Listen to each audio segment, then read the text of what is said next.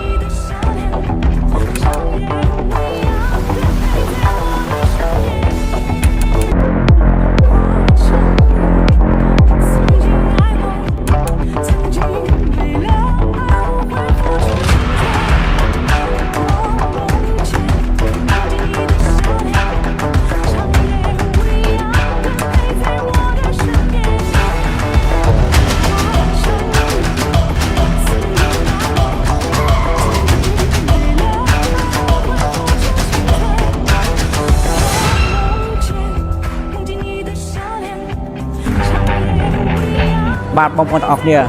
ឡូវនេះយើងមកមើលពិភាក្សាឡានចាត់ស្ដែងទាំងអស់គ្នានៅស៊ូរួមកងស៊ីងអូតូនៅផ្លូវ60ម៉ែត្រ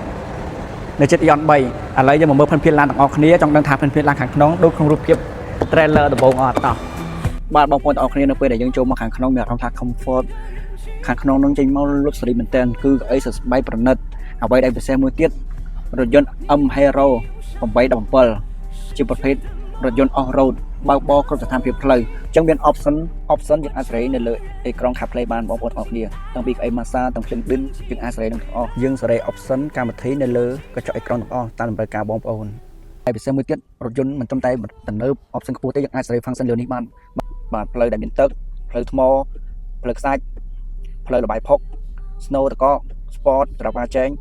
ហើយនឹង standard សម្រាប់យកបើកបរធម្មតាបាទ option ច្រើនមែនទែន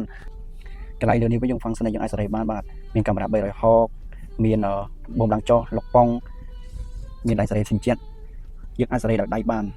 ជាពិសេសរចនាម៉ូដរបស់គេចេញមកដូចយន្តហោះចម្បាំង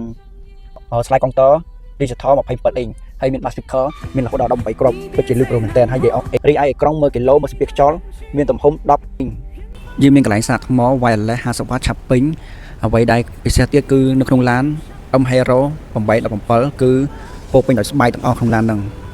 កៅអីអូតូម៉ាសាក្អែកត្រជាក់មានទាំងសងខាងបងប្អូនទាំងអស់គ្នានៅខាងក្រោយធំតលាយបាទដែលយើងមានសមាជិកមានទូចយើងអាចជិះរហូតដល់បាន4នាក់បើសិនមានធំខ្លាំង100គីឡូអីជិះបាន3នាក់បាទគឺខាងក្រោយធំតលាយមែនតើនៅខាងក្រោយនៅផ្ទៃខាងក្រោយធំតលាយដាក់អវ៉ាន់បានច្រើនដាក់វ៉ាលីបានច្រើនហើយចង្កៀង LED ខាងក្រោយភ្លឺច្បាស់ល្អងាយស្រួលនឹងបងប្អូនទាំងអស់គ្នាបើកបរនៅពេលយប់